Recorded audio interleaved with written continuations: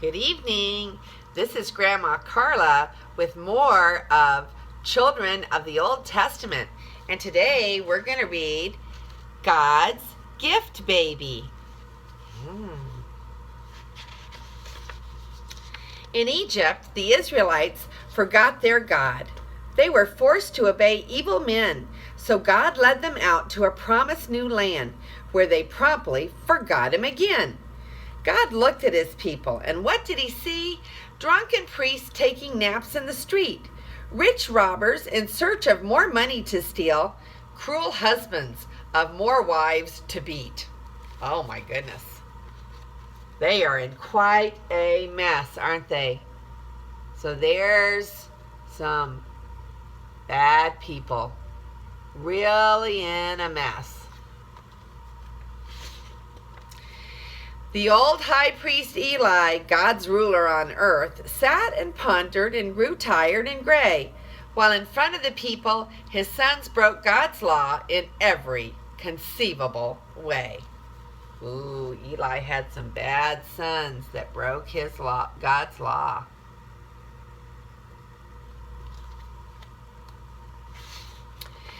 I must speak to my people, God said. I must warn them to listen to my words again.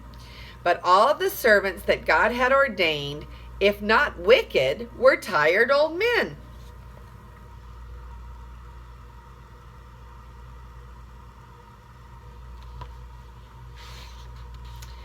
In the midst of the gloom and the godless decay lived Elkanah and Hannah, his wife. They loved God and each other, but Hannah was sad. No child came to brighten her life. Poor Hannah does not have a baby, and she wants one so badly. Elkanah went up to the temple each year to give offerings, to feast, and to pray. And every year Hannah would stand in the court of the women and to herself say, "This year I'm alone, but I do love my God, and I come in his presence with joy. Perhaps by next year he will grant me my wish and will send me my own baby boy."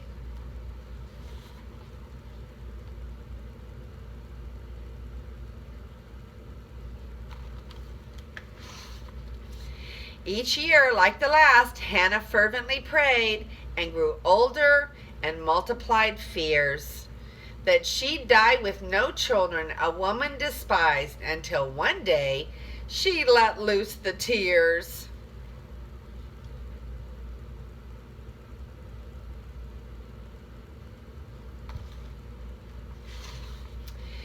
That she'd locked in her heart, and she fell to the ground where she wailed and she sobbed out her woe. She didn't know Eli was watching her pray.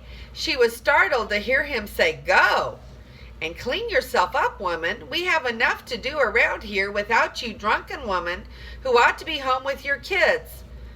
"Oh, sir," cried out Hannah, "I too..."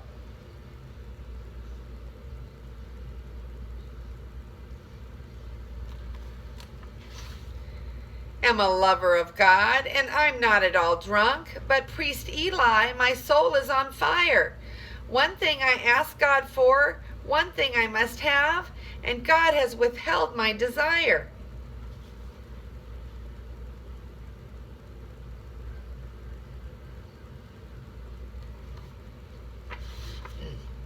Kind Eli, now seeing the tears on her cheeks, the worry lines deep in her face, said, "May the Lord give you whatever you want.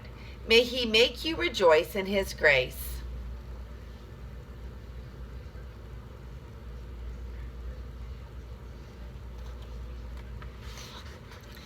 Elkanah and Hannah went home full of peace. No longer was Hannah forlorn. She sang lullabies and collected small clothes and prepared for her son to be born.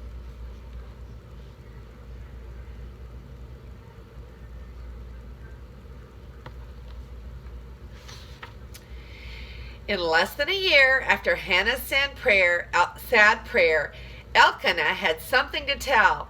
"A son has been born to my Hannah and me. He's God's gift, and his name Samuel. God's gift, whispered Hannah, her heart filled with joy. But Samuel isn't my own. I can't do with him whatever I please. This baby is really God's loan. They're so excited to have a new little baby.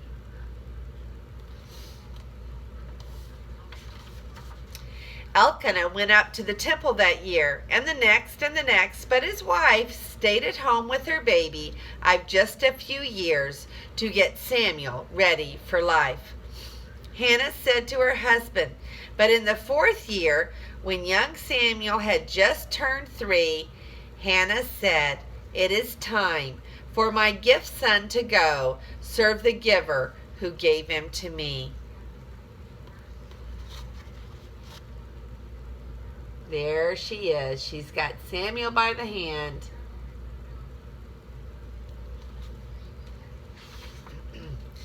This is my son, Hannah said to Eli. God lent him to me for 3 years. Now I give him to you, to the temple, to God. Hannah struggled to keep back her tears.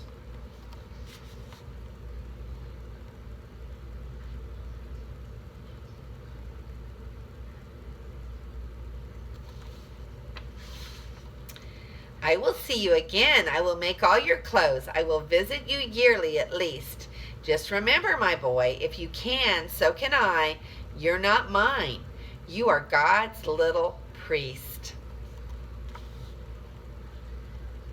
There she is talking to Samuel, and there's Eli watching her.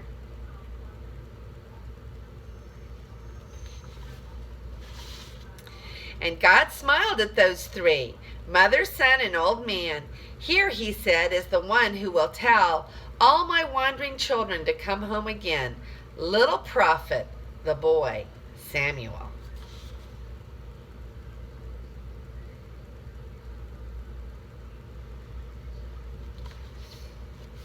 And Mommy will come back and visit. And that is the gift baby. And tomorrow we will read about the boy with the sling.